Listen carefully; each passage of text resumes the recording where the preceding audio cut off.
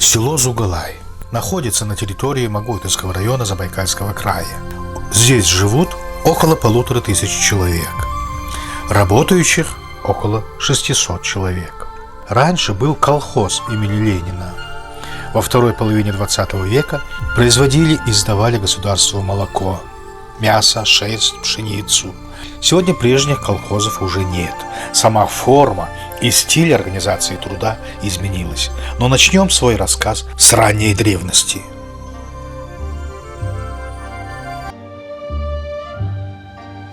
Годом начала формирования села Зугалай считают 1870 год. К северу от села располагается эта сопка. Согласно древним преданиям, здесь жил человек, отличающийся своим задором, веселым нравом. Его прозвали Зугалой. Жил он в этих краях, видимо, до глубокой старости. Он был всем известен в округе, его любили, от него заряжались таким же задором. Гости из других земель стали называть местных Зугаленхет, подчеркивая их близость к этому веселому человеку. Таким образом, сами того не подозревая, дали название современному селу Зугалай. Сопка, вблизи которого жил старец, как видим, почитаемая. Травостой в этих местах и сегодня высокий, и живность сытая, как и 1,5 века назад при жизни старца Зугалай.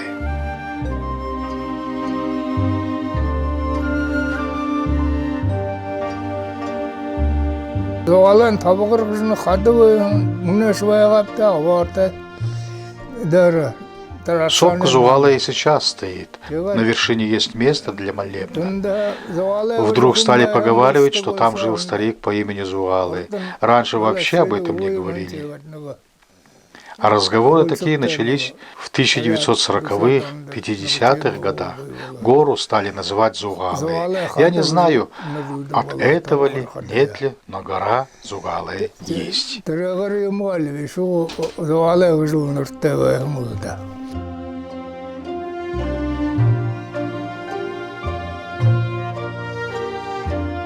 После Октябрьской революции, раскулачивания наиболее имущих слоев населения, начинается коллективизация.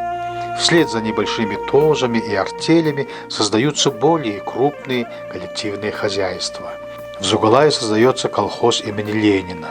Колхоз – это коллективное хозяйство.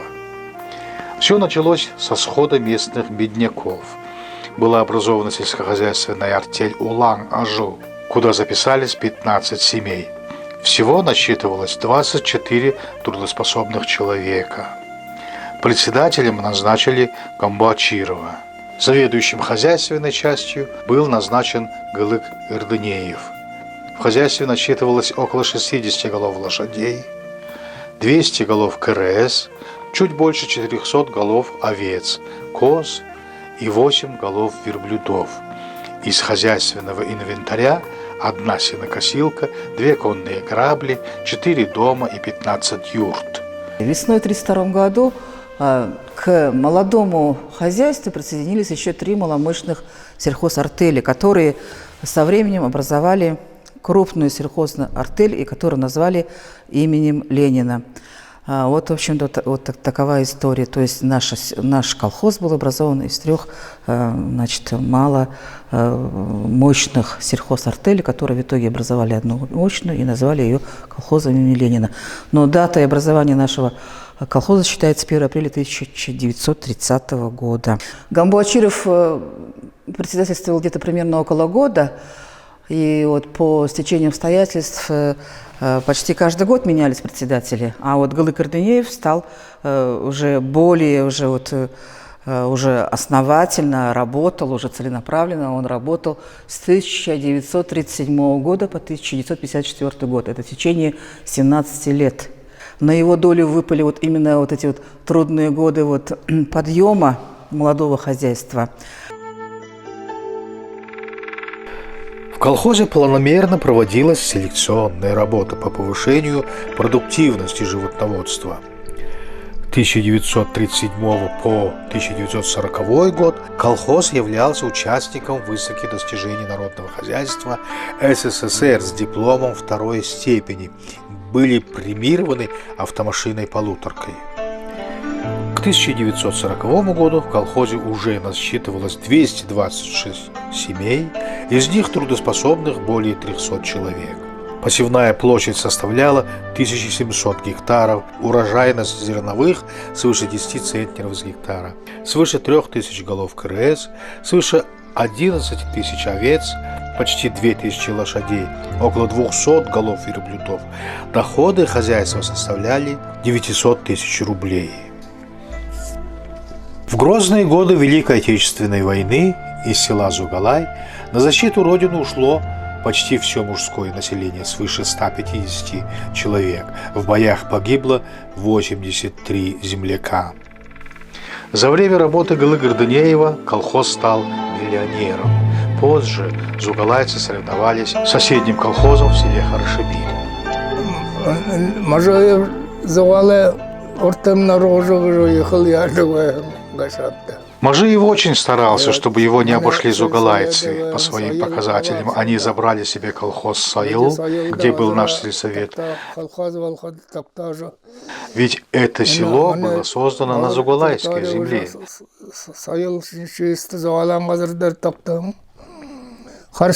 Есть ведь сопка сегодня, не доезжая до Хорошебиля. Вся эта территория раньше относилась к Зугалаю.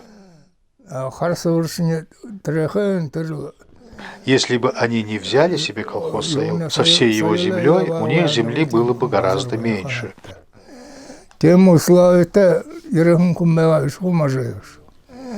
Видимо, на то он и был поставлен, чтобы провести такие изменения.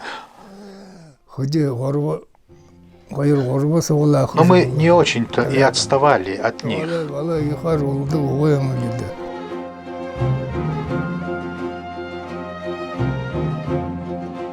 После Галы Гордынеева председателем назначается талантливый руководитель, умелый организатор, участник Великой Отечественной войны Ринчин Доржиевич Раднаев.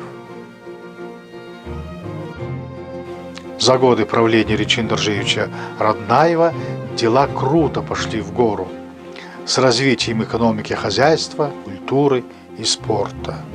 Село приобрело новый облик. Были построены культурные, социальные объекты, были построены объекты сельского хозяйства. Выросли надои молока, вырос план продажи мяса и молока государству. Больше стало передовиков производства. В колхозе 4 были награждены престижным и редким в то время орденом Ленина. Это председатель Раднаев Ринчин Доржиевич, агроном колхоза Баводар Жалсанов, женщина-механизатор, заменившая мужчин в годы войны Цежип Арсаланова, и известный снайпер времен Отечественной войны Семен Данилович Намаконов. Переехал он в Зугалай по приглашению Ринчин Доржиевича Раднаева. Мы видим уникальные кадры кинохроники 1942 года, когда военные кинодокументалисты сняли похороны Тагона Санджиева, с которым он служил в одном полку. Это были легендарные личности в годы войны. О них писали, их снимали и показывали на всю страну. Со своей супругой Марфой Васильевной Семен Данилович Намаконов дожил до преклонных лет в Зугалае. Перед лицом родной многострадальной земли, перед лицом всего народа. Именно в 1970-х и 80-х годах прошлого века пришелся пик развития сельскохозяйственной индустрии.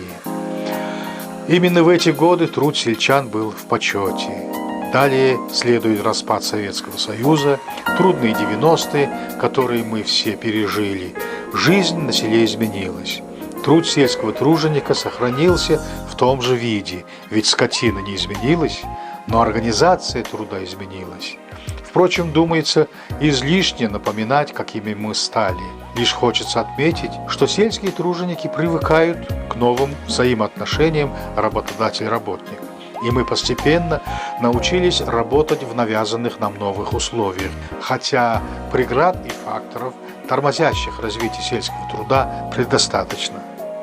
Даже в трудные годы в Зугалае велась селекционная работа. Также сеяли поля, убирали урожай, приумножали стада крыс и овец. Сейчас появилась другая порода овец угалайского типа. У них голова черная, грудь широкая, ростом они выше. Если внимательно приглядеться, они отличаются. Они более выносливые и крепкие.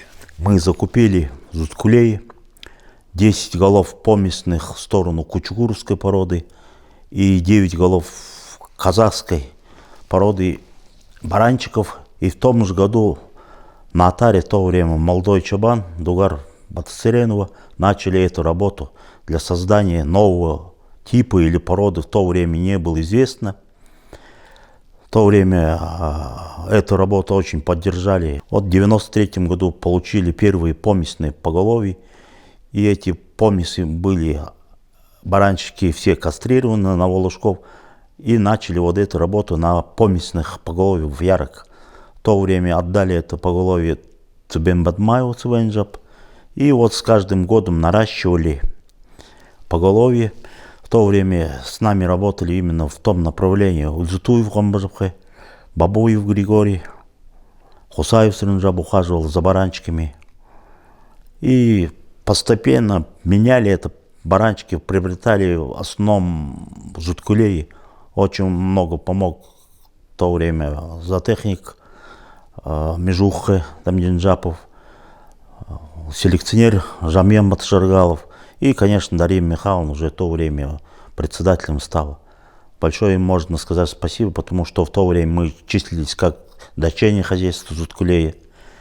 Ну и наша плодотворная работа была награждена. За наш труд. В 2007 году мы стали продуктором произведения овец агинской породы.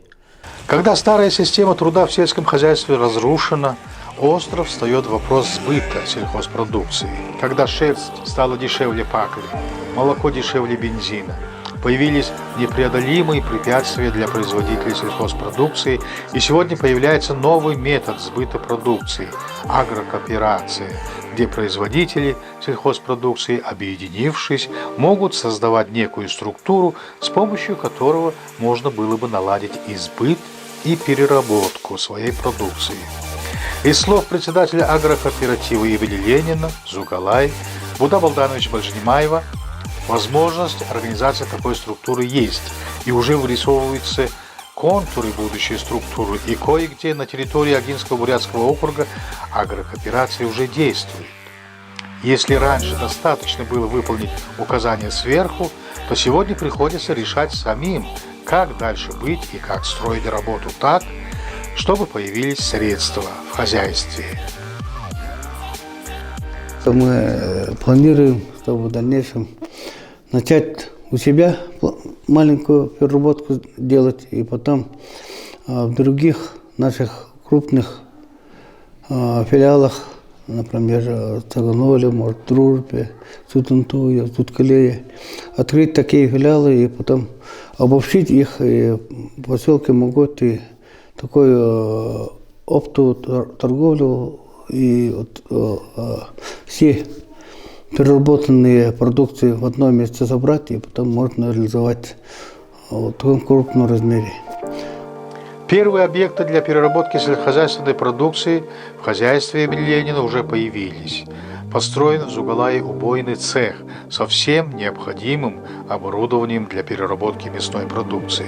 Прошло уже официальное открытие цеха, и теперь идет планомерная работа. Скотник или чабан также вынужден сначала планировать свои действия, ведь он не просто работник, выполняющий требования работодателя, а является арендатором общественного скота, и поголовье, и появившиеся в период охотной кампании сверх оговоренной нормы поголовья становятся его собственностью. Это и является, в общем-то, одним из условий, согласно которому у работника появляется стимул для дальнейшей работы, и он заинтересован в улучшении качества своего труда.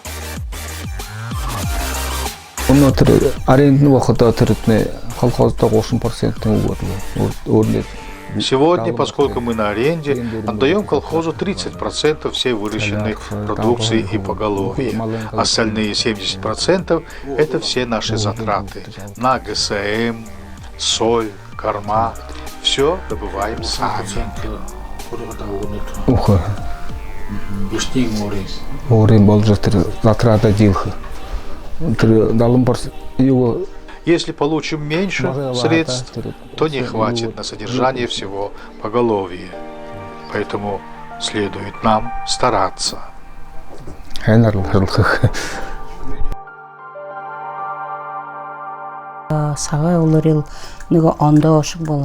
Климат сейчас другой, чем раньше, изменился. Даже трава по качеству другая. В старые времена мы давали скотине злаки, муку, сочные корма. Но когда времена изменились, в 90-х годах всего этого не стало. Вдруг и неожиданно всего не стало, и скотина была шокирована. Было бедствие в стаде. Очень даже мыкты. Сейчас ни в одном хозяйстве уже нет ни сочных кормов, ни злаков, ни муки. Сейчас скотина довольствуется лишь травой и сеном. Однако терпимо. Можно работать в животноводстве.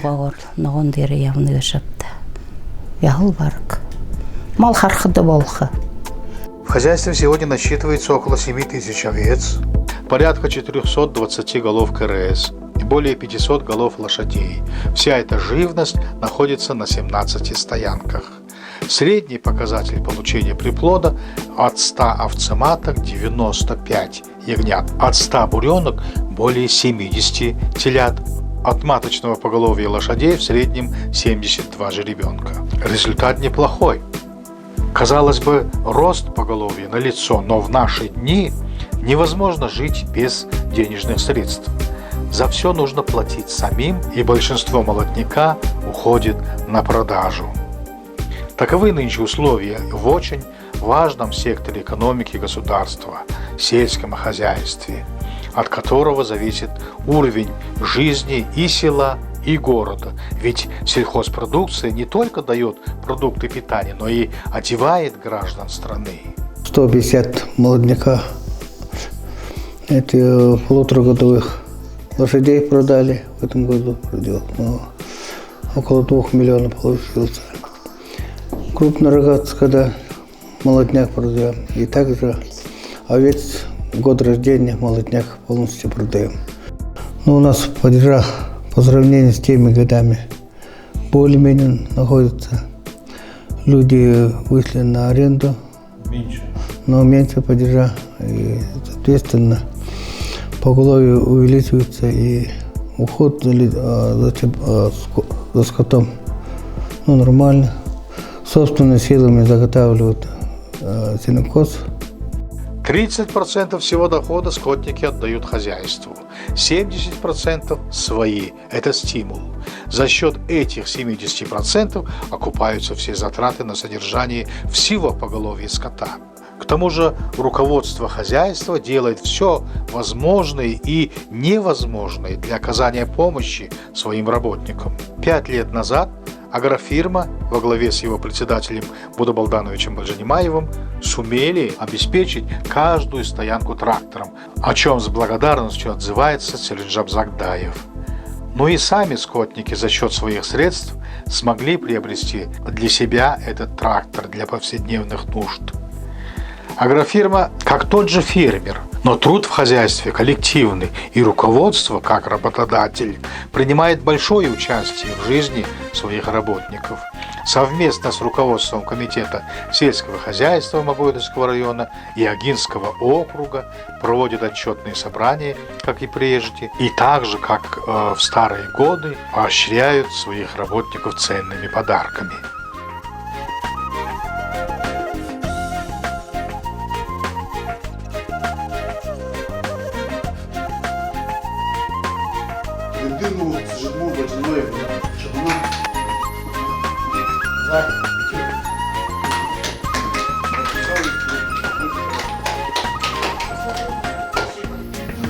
благодарственное письмо в администрации ожидается Баева и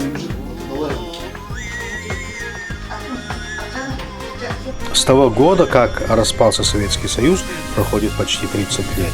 В Википедии пишут, что это процесс системной дезинтеграции в народном хозяйстве, социальной структуре, общественной и политической сфере страны, которые привели к прекращению его существования как государства. Но Россия живет, а в памяти сельчан осталась ностальгия по ушедшим временам. Это видно по кадрам, когда в Доме культуры села Зугалай собрались представители коммунистической партии. И так же, как много лет назад, прозвучали речи, доклады и в итоге наградили друг друга коммунистическими медалями. Совсем как в старые времена.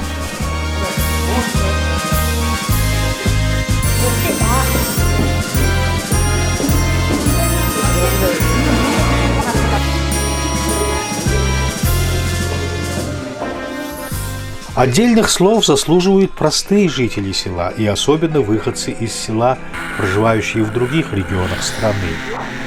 Когда разрушено старое, а новое еще не прижилось, заботу о своей малой родине проявляют сами жители. Собрав средства на общее дело, жители организовывают воскресники по благоустройству своего села. Инициатива исходит от самих жителей.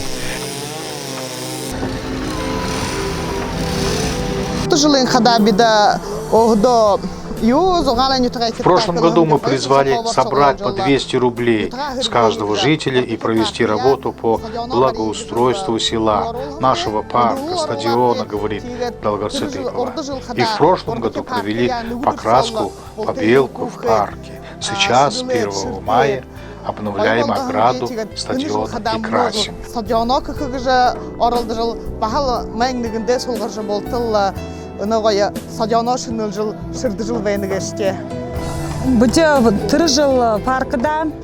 В прошлом году было собрано 205 тысяч рублей. В этом году собрали 217 тысяч 400 рублей. Что было задумано, выполняется.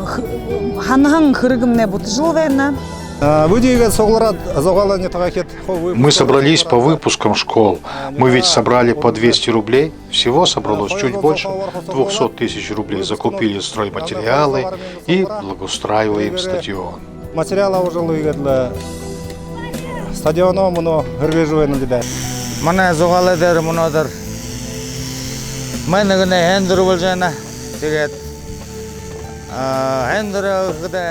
Мы отмечаем у себя в Зугалае первомайский праздник.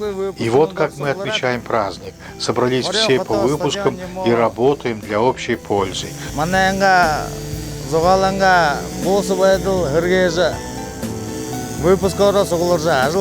Тут встретились друзья, много лет не видевшие друг друга. Приехали отовсюду, из городов.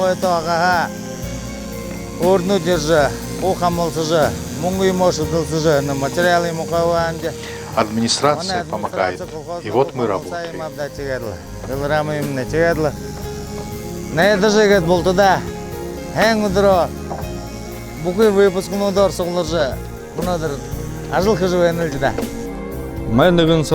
Нам нравится, собравшись все вместе, работать. И руководство хозяйства, и администрация помогают нам. Председателю и главе сельской администрации пришлось лишь поддержать их инициативу, а в ответ организовать за счет хозяйства бесплатное питание своим патриотам. Словом, на селе люди живут одной единой семьей.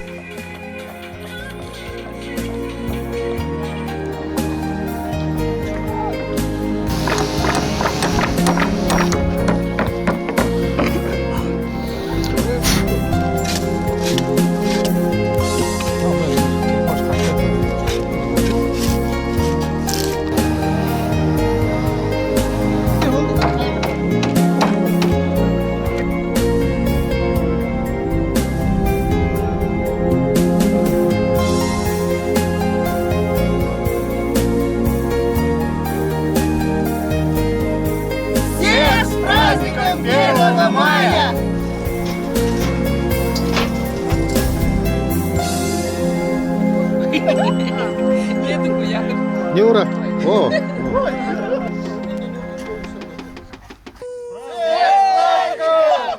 С такой же инициативой проводятся и летние молебны на почитаемых Аубо.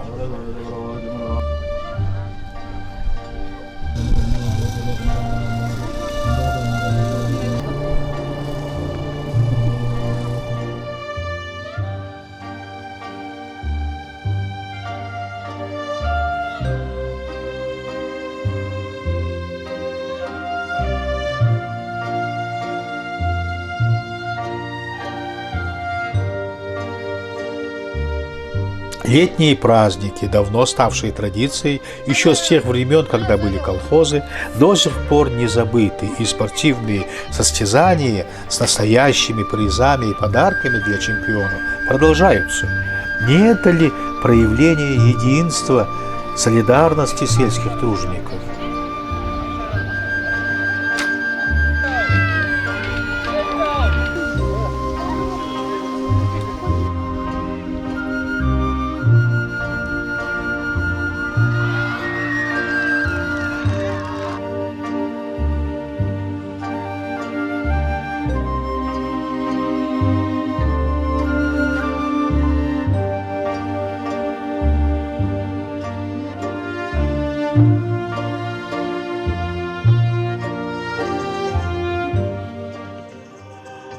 Зугалайский датсан основан в 1826 году. Через каких-то 7 лет отметит свое 200-летие. За это время датсан, как и другие религиозные объекты, испытал и разрушение, и гонение, но сегодня датсан развивается. Построен новый корпус Большого Дугана. Сашин ажил урунжунгор не жиле тусабгахада. Работы по восстановлению продолжаются. Территорию хотим благоустроить, поставим молитвенные барабаны в плане строительства отдельного дугана лампад. Хурденуде тавихабде золын сума барихажа тусеттебде.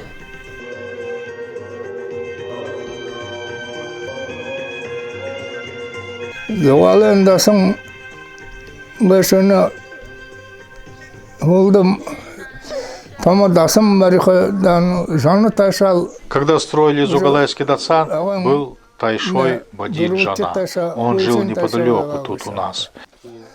Бадин жаны таша. Он барон шубияда босын баян газыр бой.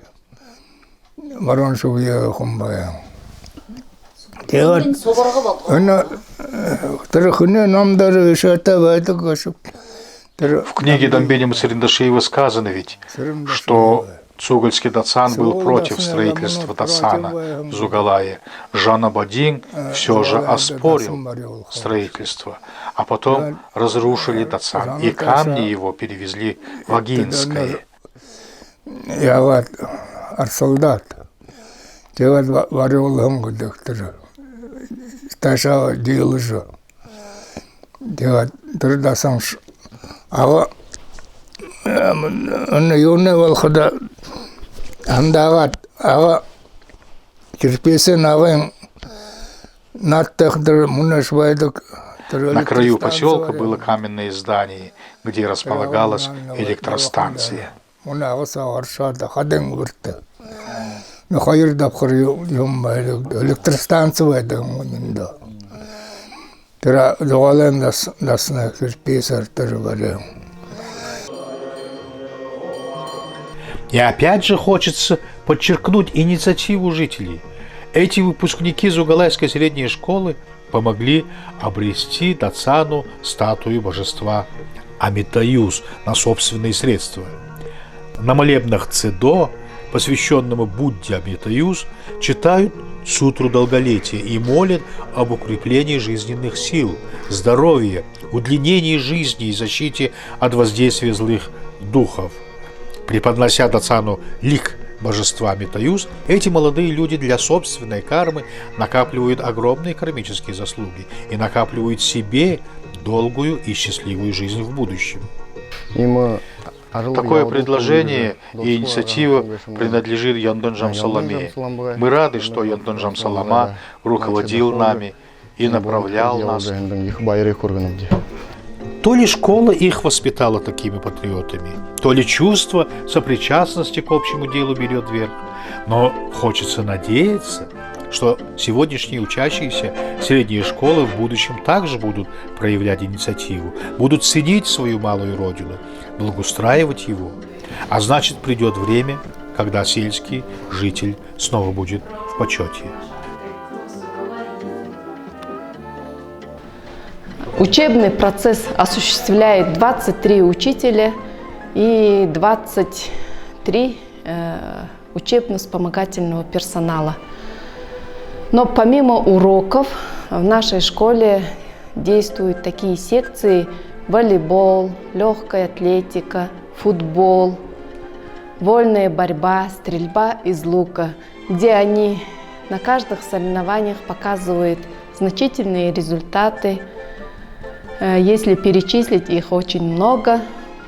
Помимо этого в школе действует теневой театр «Алтын булык», который под руководством Бароевой Долгыржан Булнимбоевны, который за такое короткое время добился больших результатов на международном конкурсе «Гураненок».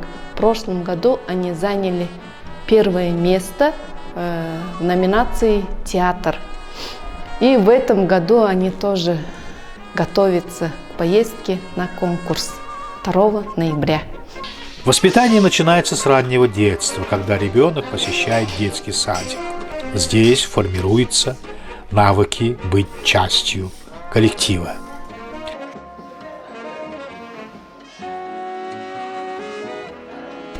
На сегодняшний день в нашем детском саду работает 21 человек, посещает 60 детей, 3 группы, младшие, старшие и подготовительные группы. В каждой группе по 20 детей.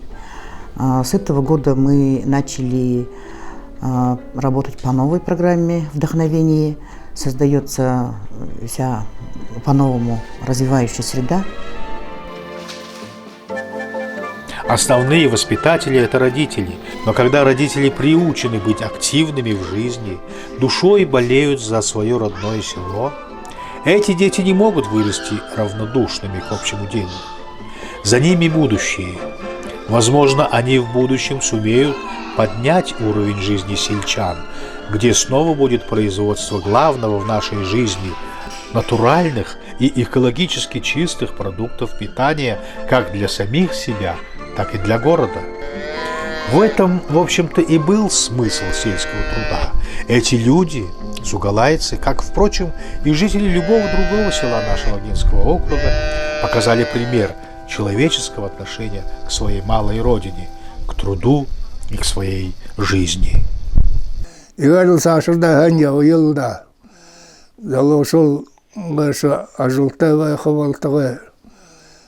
Желаю хорошей жизни, чтобы молодежь имела работу. Всегда думаю, лишь бы не было войны.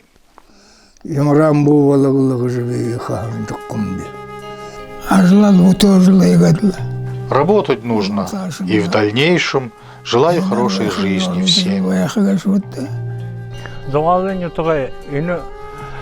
Агрокооперативу Ленина сопутствует удача. В этом году они получили свыше 3000 ягнят, и этот один факт уже радует.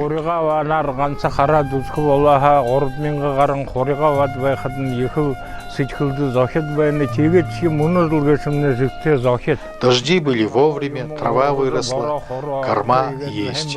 Это родина наша, и люди тут отличаются трудолюбием и задором.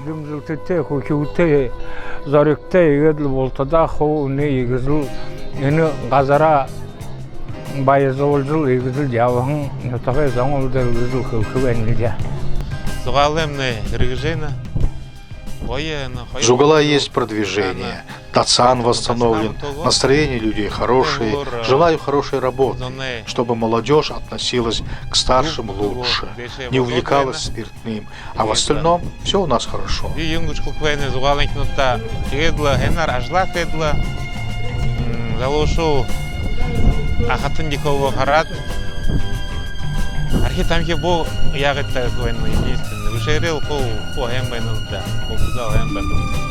ходыда ютага ханжиялты, сайга ургжиялты. Всегда помните свою родину. Делайте подношения хозяевам местности, и они всегда будут вас оберегать, где бы вы ни были. Наши корни тут. Даже если вы за границей, в конечном итоге лучше своей родины нет. Всем здоровья, счастья, пусть вас сопровождает добродетель и достаток.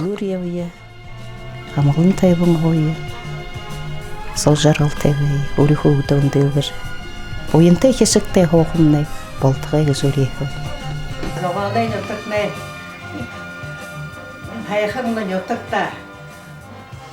Наш Зугалай хорошее село. Люди здесь добрые, самые лучшие.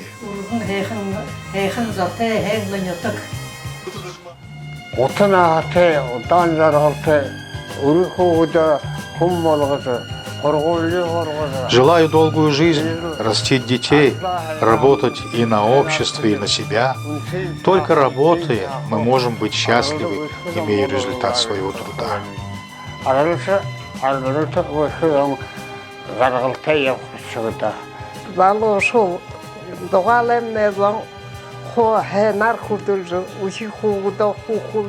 Хочется, чтобы и молодежь, и жители жили мирно, работали и были счастливы.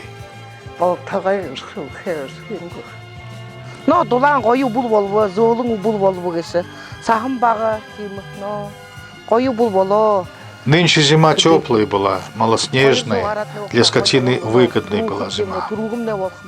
Скоро начнется прием приплода, сакман. Всех поздравляю с 90-летним юбилеем нашего хозяйства. Ничего, ага. Ну, юнгут амарсолнып дегетліні хендірерлі. С 90-летием ветерана труда поздравляет представители администрации Могойтовского района. Зимне ухынна харажыл хыжа, долга харажыл хыжа. Худ байхым ханна, байхуй до силын тигат, дэнде хулор. Наша старенькая мать работала в колхозе с детских лет. Вышла замуж за Домбаева Ухин. Родила 10 детей. Те, кто не заботится о своих родителях, накапливают огромный багаж греховности. Те, кто заботится о своих пожилых родителях, накапливают прочный запас добродетели. И когда они сами состарятся, их дети также будут о них заботиться.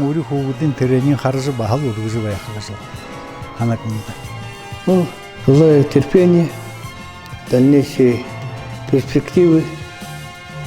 Если сообща все вместе будем трудиться на благо своей малой Родины, тогда у нас все получится, все перспективы в наших руках. Самое главное, всем здоровья, счастья, благополучия.